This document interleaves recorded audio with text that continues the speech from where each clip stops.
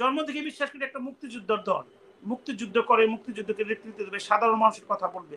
এখন দেখলাম যে এই স্বৈরাচার শেখ হাসিনা 96 পর্যন্ত ভালো ছিল, সে স্বেচ্ছা ক্ষমতা ত্যাগ করেছে। তারপরে যখন ক্ষমতায় আসলো 2000 থেকে, এবং বিশেষ করে 14, এই 18 এবং 24 এই সব সময়গুলা তারা একটা দাম্ভিক দল পরিণত হলো। একটা নিজেদেরকে ঐশ্বর্যশীল এই সম্পদ পাচার করে এক দেশ থেকে আরেক দেশে নিয়ে যাওয়ার চেষ্টা করলো। তারা কোনো সাধারণ কর্মীদের কোনো মূল্যায়ন করলো না। তারা এমন কিছু, শুধু দেশের মানুষকে ক্ষতি করে নাই, আওয়ামী লীগের সাধারণ কর্মীদেরকে সবচেয়ে বেশি অবহেলিত, লাঞ্ছিত করেছে। এই যে গয়ের মার্ডার কেস দিচ্ছে, এইটার একটা মার্ডার কেস প্রমাণ হবে হুকুমের আসামি বাংলাদেশে কোনোদিন শাস্তি হয়? বরং এদেরকে সেভেন করতে দেশদ্রোহীর মামলা দেন, দেশদ্রোহী মামলা দেন, এদেরকে দেশদ্রোহীতে মামলা ফাঁসি দেন, এদের ক্রাইম এগেইনস্ট হিউম্যানিটির মামলা দেন। যে ক্রাইম এগেইনস্ট হয়েছে, যেমন আমি কালকে একটা স্ট্যাটাস দিয়েছি, আপনারা দেখছেন কিনা জানি না, এখনো এই স্বৈরাচার সরকারের আমলের অনেকেই নিয়োগ আছে, এদেরকে ধরে প্রসিকিউটর বানান, যে এখন কথা বলতেন তাদের লোকদের বিরুদ্ধে কাঠা দিয়ে কাঠা তুলে।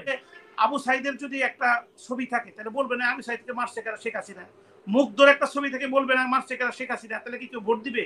তাহলে আমাদের মুক্তিযোদ্ধার স্মৃতিগুলো আমাদেরকে রাখতে হবে না? আমি দেখলাম যে আপনি বঙ্গবন্ধুর ছবি পুড়িয়ে ফেলছেন, শেখ হাসিনার জন্য পড়ছেন, শেখ হাসিনার দায়বদ্ধতা তার করাপশনের জন্য পড়ছেন, তার অন্যায়ের জন্য পড়ছেন। কিন্তু মুক্তিযুদ্ধের যে স্মৃতি, এটা তো শেখ হাসিনার দায়ী, এটা তো আমার আপনার সম্পদ। কিন্তু এই যে জামাতকে কেন মানুষ পছন্দ করবে না? তারাই সেইটা সবার আগে বাঁধছে। প্রতিবাদ না করতাম 14 সালে এই মানিকের বিরুদ্ধে কেন জেল খাটতাম? তো আমি তো সবসময় প্রতিবাদমুখী। তারপরে যেহেতু আমি রাজনীতি করি, যেটা আমার আবু বকর মোল্লা ভাই চলে গেলেন, ওনাকে জানার দরকার ছিল। ওনার নেতা কিন্তু বলে বেড়াচ্ছে যে রাজনীতিবিদদের হতে হবে জনসেবক, মূল আদর্শ এটাই। আমি যখন আমার দলে না পাবো সেখান থেকে চলে যাব। তবে একটা জিনিস যাকে দিয়ে ওয়ে অ্যাডমিট করবে যে একটা দলের সাথে দীর্ঘদিন আছেন, তার কিছু জিনিস আপনাকে কিছু কারণের জন্য সহ্য করতে হবে। যখন সহ্যের বাইরে চলে যাবে তখন আপনাকে একদম ব্যাক এন্ড ব্যাগে চলে আসতে হবে, যাতে আপনি রিটার্ন না করতে পারেন। সেটার জন্য অবশ্যই আপনার একটা প্রিপারেশনের প্রয়োজন আছে। তো 2014 যখন আসলাম, মানিক জেল খাটালো, তারপরে সবসময় চেষ্টা করেছি যেটা মানুষের পক্ষে কথা বলার জন্য। 2018-তে আমি ইলেকশন করতে চাইলাম, আমি কিন্তু মনোনয়ন তখন স্বীকার ছিলাম, সবাই যার যার দল থেকে দলের ক্যাম্পেইন করা, নেতা নেত্রীকে খুশি করা, কিন্তু এমন কিছু করি নাই যেটা সবার কাছে এখন আমাকে বিব্রতের মধ্যে ফেলে। সেটা আমি লন্ডনেও করিনি, এখানেও করিনি। সেটা হয়তো আমার প্রফেশনাল কারণে করিনি, যে কারণে আজকে জাকির ভাইরা আমাকে ফ্রেন্ড হিসাবে করে স্বীকার করে যে 2012 সালে আমরা রাসেল স্কোয়ারে ঢাকা স্কোয়ারে কথা বলছি। তো এটা আমার একটা সম্পদ। এখন হচ্ছে 2018-তে যখন আমাকে মারলো, আমি কিন্তু মামলা করেছি। আমার মামলাটা কিন্তু ইনভেস্টিগেট হয়েছে এই সন্ত্রাসী যে বাণিজ্য প্রতিবন্ধী ছিল, তার বাবা, তার ভাই, তাদের বিরুদ্ধে। কিন্তু ওই যে আমাকে আঘাতটা ওইখানেই লাগলো, আমি কিন্তু তখন স্বতন্ত্র ইলেকশন করেছি। তার মানে আওয়ামী লীগের বিরুদ্ধে ইলেকশন করছি। আপনারা যে বললেন যে আপনি তখন বিরুদ্ধে গেলেন না, তখনই কিন্তু আমি বিরুদ্ধে ইলেকশন করেছি। এবং একটা কথাই বলছি, যে আমাকে মারলেন কেন, মানে তো সরি বললেন না। তখন আমার সাথে বিএনপির যে ক্যান্ডিডেট ছিল গৌতম চক্রবর্তী সাহেব, ওনার সাথে আমার একটা কথা হয়েছিল। আপনারা দেখেছেন এই বিপ্লব, এই হারুনের সাথে একটা ভদ্রলোককে দেখছেন, নাম ওর সঞ্জীব কুমার, আমাদের টাঙ্গাইলের এসপি ছিলেন। উনি আমাকে মারার এবং ওসি সহ মারার একটা কু করেছিলেন। এই ভদ্রলোক মিসলিডেড করে এইটা একদম শেখ হাসিনা পর্যন্ত খবর দিচ্ছে যে আমি নাকি বিএনপি কে নির্বাচিত আসন করার জন্য আমি নাকি স্বতন্ত্র ইলেকশন করেছি। আমি যাকে ক্লিয়ার কথাগুলো বলি। তারপরে 2018 পরে থেকে আপনি কোনো আমাকে আওয়ামী লীগের অ্যাক্টিভিটিস, কোর্ট কাছারি কোথায় দেখেননি, একদমই দেখেন নাই। এখন একটা কথা আছে যে হাইকোর্টে আপনি ভোট ডাকাতি করে দুলালকে বসে দিচ্ছেন, আসলে এটা ঠিক না। 42 দিন 2টা গ্রুপ মিছিল করতেছিল, যেহেতু একটা প্রফেশন, এখানে কিন্তু রাজনীতি নাই, আমাদের কনস্টিটিউশনে হাইকোর্টের রাজনীতি নাই। তো সেখানে একটা ভোট কাউন্টের কথা, ওনারা কাউন্ট করতে কেউ গেলেন না। কাউন্ট করো, তুমি বসো, কেউ তো ওই টাইমে তো দুই দলই শক্তিশালী। তো একটা সমাধানের জন্য গিয়েছিলাম, কারো প্রতি যাই নাই। যাই হোক, এটা বিএনপির বন্ধুরাও আমাকে ওইভাবে অ্যাডভার্সলি দেখে না। 2014-তে আমি আমার ভাইকে উল্লেখ করে বলি, I am the first person, আপনাকে অ্যাডমিট করতে হবে। 7ই জানুয়ারি ইলেকশনের, আমি ইলেকশনের মধ্যে যে কিন্তু এই যে আওয়ামী লীগের যে অন্যায় এবং এই নির্বাচন কমিশনারের বিরুদ্ধে এই যে 7-এর কনস্টিটিউশনে যে এদের কেন ফাঁসি দেওয়া হবে না, সেডিশন হবে না, এই মামলাটা কিন্তু আমি করেছি। এবং 7ই জানুয়ারির সন্ধ্যার সময় আমি সর্বপ্রথম আওয়ামী লীগ থেকে রিপোর্ট করে আসলাম। 8ই জানুয়ারি রাস্তা রাস্তায় করলাম যে আওয়ামী লীগের সাথে আমার শোনা যায় পিনাকি দা এবং শাহিদ ভাই আমার এই কথাগুলো ওনারা কিন্তু ভাইরাল করলেন। এবং আমি প্রথম ব্যক্তি, আমি কিন্তু বললাম আপনি নরকের জননী, এই কথা কিন্তু তখন বিএনপির কেউ নরকের জননী শেখ হাসিনাকে বলার সাহস পায় নাই। আমি কিন্তু এটা কথা বলেছি। দেন হলো যে আপনি 7ই জানুয়ারির পর থেকে এমন কোনো টক শো নাই, সেটা টেবিল টক বলেন, সেটা ফেস দ্য পিপল বলেন, সেটা ইউকে কসবা টিভি বলেন, আমি আমার কঠিন বলিষ্ঠ বক্তব্য রাখি নাই। এখন 4 আগস্ট কালকে তো আমার বিচার হবে। 4 আগস্ট আমি যখন খারিজ করে দিল মামলা গুলি করার ব্যাপারে, আমি একমাত্র লোক ইনস্ট্যান্ট ফেসবুকে এসে বললাম যে একদিন বাংলাদেশের লোক এই কোর্ট কাছে সব খারিজ করে দিবে। আপনাদের সর্দারকে এমনি গুলি করে মারতেছে, আপনারা বসে রয়েছে, আর কেন বসে থাকবেন, বেরিয়ে আসেন।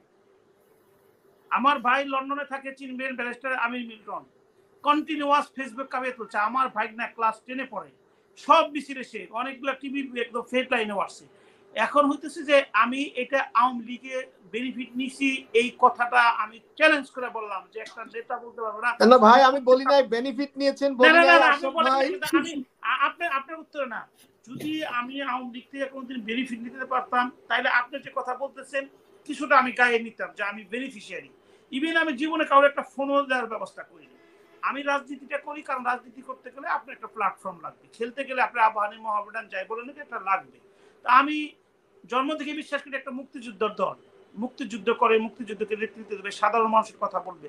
এখন দেখলাম যে এই স্বৈরাচার শেখ হাসিনা 96 পর্যন্ত ভালো ছিল, সে স্বেচ্ছায় ক্ষমতা ত্যাগ করেছে। তারপরে যখন ক্ষমতায় আসলো 2000 থেকে, এবং বিশেষ করে 14, এই 18 এবং 24 এই সব সময়গুলা তারা একটা দাম্ভিক দল পরিণত হলো। একটা নিজেদেরকে ঐশ্বর্যশীল এই সম্পদ পাচার করে এক দেশ থেকে আরেক দেশে নিয়ে যাওয়ার চেষ্টা করলো। তারা কোনো সাধারণ কর্মীদের কোনো মূল্যায়ন করলো না। তারা এমন কিছু, শুধু দেশের মানুষকে ক্ষতি করে নাই, আওয়ামী লীগের সাধারণ কর্মীদেরকে সবচেয়ে বেশি অবহেলিত, লাঞ্ছিত করেছে। এই জন্য আপনার এই টকশোর মাধ্যমে বলতে চাই, যারা দেশকে ভালোবাসেন, যারা চান দেশ ইন্ডিপেন্ডেন্ট ভাবে দাঁড়াক, যারা চান সুন্দর একটা আমরা জাতি গঠন করি, তারা আর কোনোদিন আওয়ামী লীগ করতে পারবে না। আওয়ামী লীগ যেটা করেছে, যদি হাজারো আওয়ামী লীগকে রাজনীতিভাবে স্বীকৃত দেয়, কিন্তু আওয়ামী লীগ যে ভারতের যে দালালিটা করেছে, নিজের সমস্ত কিছু বিকিয়ে দিয়েছে, 3-3 বার মানুষের ভোটাধিকার নিয়ে গেছে, কোনো ভোটাধিকার দেয় নাই, যার কারণে আজকে তাদেরকে পালিয়ে যেতে বাধ্য হলো এবং জীবন বাঁচানোর জন্য তারা এখনো পালিয়ে আছে। তো এই কারণে কোন সাধারণ মানুষ আওয়ামী লীগ করতে পারে না, দেশপ্রেম করতে পারে। এখন আপনার কোশ্চেনে আসি যে সালমানের রহমান থেকে আরম্ভ করে তারা যে অ্যারেস্ট হয়েছে, আমি সত্যি ডিসঅ্যাপয়েন্টেড। কয়েকদিন আগে দেখলাম যে হিরো আলম সবাইকে মিষ্টি বিলাচ্ছেন, কে? আরাফাত। এই গণ আন্দোলনের যদি একজন কালপিট শত্রু থাকে, যার ল্যাঙ্গুয়েজ আমার প্রত্যেকটা পশমে পশমে মানে বুলেটের মধ্যে লেগেছে, সেটা হলো আরাফাত।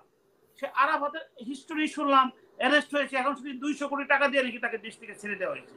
এখন যদি আরাফাতকে ছেড়ে দেওয়া হয়, এখন যদি এসএলএম গ্রুপের লোক, যদি আমার জাকের লোকেরা যদি গাড়িগুলো পাচার করে দেওয়া হয়, আমরা বিচারটা কার কাছে দিব? প্রশ্ন হইতেছে যে আজকে আওয়ামী লীগের অনেক নেতা কর্মীরা আছে, গাজী টাওয়ার কেন পুড়িয়ে দিতে হবে? আমার কথা হলো যে 47 আমাদের সংবিধানের অধীনে এই সব জিনিসগুলো আওয়ামী লীগের যারা পালিয়ে গেছে, যারা 2 নম্বরে করেছে, যারা ঘোষ খেয়েছে, যারা প্রতারণা করেছে, সম্পত্তি করেছে, সেই সম্পত্তিগুলো রাষ্ট্রীয় দখলে নেওয়া হোক। এইসব ছাত্র যারা জীবন বাজি রেখে এইগুলোকে আমাদের এই অধিকার এনে দিয়েছেন, তাদেরকে পরিচালনা করা হোক।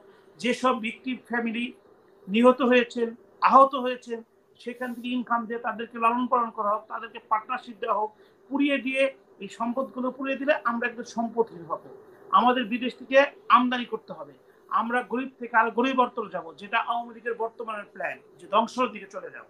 ধ্বংস দিলে আমরা যখন শূন্য হয়ে যাব, তখন বলবো যে আওয়ামী লীগের আমলে ভালো ছিলাম। এই জন্য আমাদের প্রত্যেকটা ইনিশিয়েটিভ নিতে হবে, অত্যন্ত যুক্তিসঙ্গত। আমরা এখন রাগের চেয়ে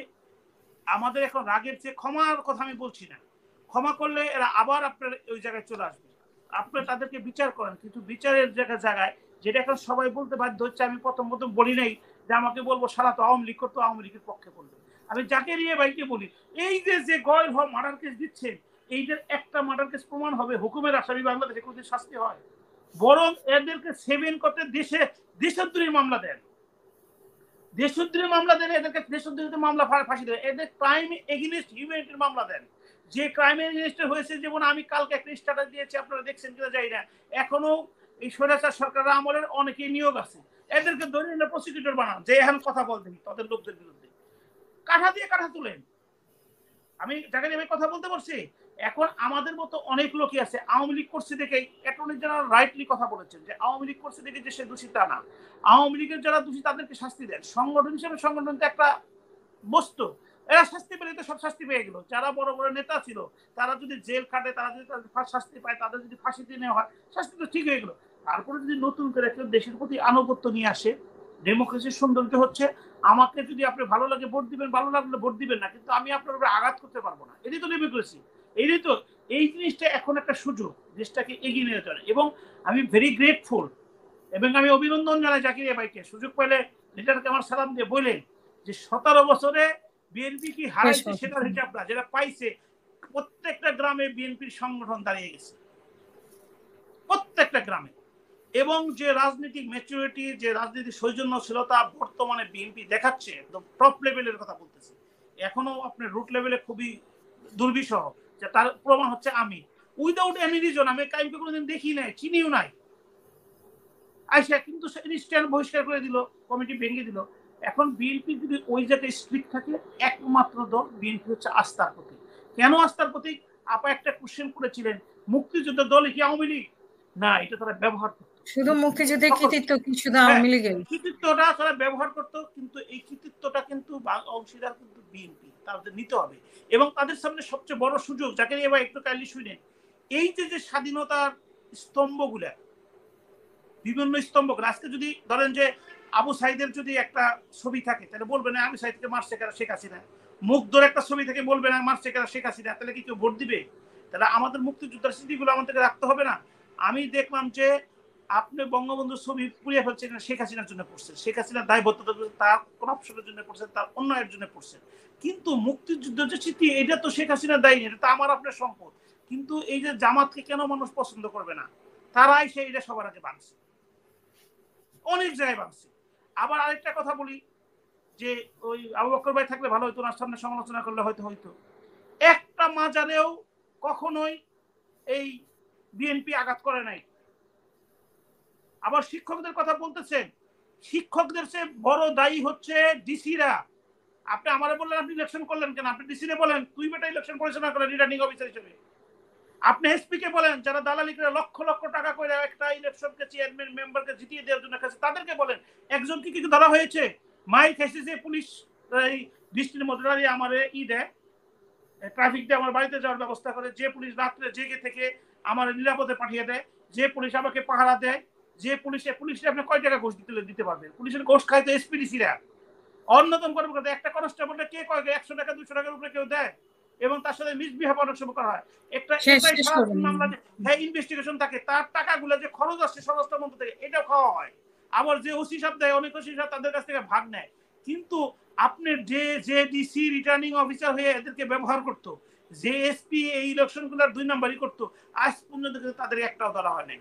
এই জন্য তো বলি যে আজকে যে এই পুলিশদের জনগণের সামনে মুখামুখি করেছে, সেই সব অফিসারদের কিন্তু এখনো ধরা হয় নাই। যার যেটুকু অপরাধ তাকে বিচার করতে হবে। আদারওয়াইজ কিন্তু আমরা সেই স্বপ্নের বাংলাদেশ, এই মুগ্ধ, এই ইয়ামিন, এই সাফিজদের, এই আবু সাইদের বাংলাদেশ কিন্তু আমরা পাবো না। তবে সকলেই আমরা এখন দেশটাকে ভালোবাসি। আমার বিশ্বাস যারা এখন বর্তমান রাজনীতি দলের নেতৃত্ব দিবেন, তাদেরকে আওয়ামী লীগ থেকে শিক্ষা নিয়ে জনগণের বিশ্বাস আস্থা যে কিভাবে বাড়ানো যায়, কিভাবে বন্ধ হওয়া যায়, সেইটাকে যদি আমরা ব্যবস্থা করি, জনগণ শান্তি পাবে এবং যে দলকে তারা ভোট দিবে তারা কখনো এই দল থেকে চলে যাবে না। সেটাই সকলের কাছে আহ্বান জানাই। আপনাকে ধন্যবাদ জানাই।